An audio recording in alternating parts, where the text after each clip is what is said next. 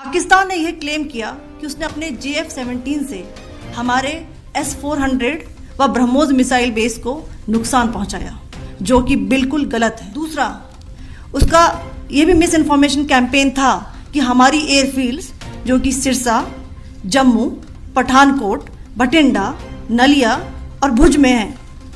ये उसका miss information भी बहुत गलत है। तीसरा, पाकिस्तान के मिस इन्फॉर्मेशन कैंपेन के मुताबिक हमारे एम्यूनिशन डम्प्स जो चंडीगढ़ और बियास में है उसका डैमेज हुआ, यह भी बिल्कुल गलत है। हमने आपको मॉर्निंग ब्रीफिंग में बताया था विद फैक्ट्स एंड फिगर के साथ कि ये सारी चीज़ें बिल्कुल सही सलामत हैं। अब मैं आपको बताना चाहती हूँ कि पाकिस्तान के एक प्रेस कॉन्फ्रेंस में ये बात की गई थी कि उनके सीनियर मिलिट्री ऑफिसर्स जो कि पूरी तरह से ये भ्रामक हैं और तथ्यों से दूर हैं कि पाकिस्तान की ओर से ये झूठा आरोप भी लगाया जा रहा है कि भारतीय सेना ने मस्जिदों को नुकसान पहुंचाया। मैं इससे बिल्कुल स्पष्ट करना चाहती हूं कि India is a secular nation और हमारी सेना भारत के कॉन्स्टिट्यूशनल वैल्यूज़ की एक बहुत प्यारी झलक है।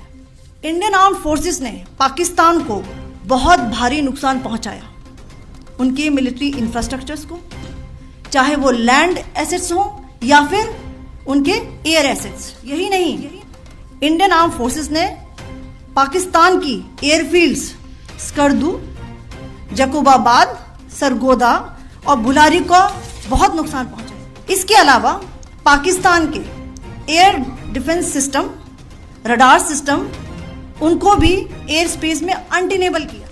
यह भी बताना चाहती हूँ कि लाइन ऑफ कंट्रोल के पास पाकिस्तान के command and control logistic installations और उनके मिलिट्री इंफ्रास्ट्रक्चर्स, मिलिट्री पर्सनल्स का इतना भारी नुकसान हुआ कि पाकिस्तान की ऑफेंसिव व डिफेंसिव कैपेबिलिटी को नष्ट कर दिया गया। अंत में मैं फिर से ये बात दोहराना चाहूँगी, इंडियन आर्म फोर्सेस पूरी तरह से तैयार है, सतर्क है और भारत की संप्रभुता और अखंडता की रक्षा के लिए पूरी तरह से कमिटेड है।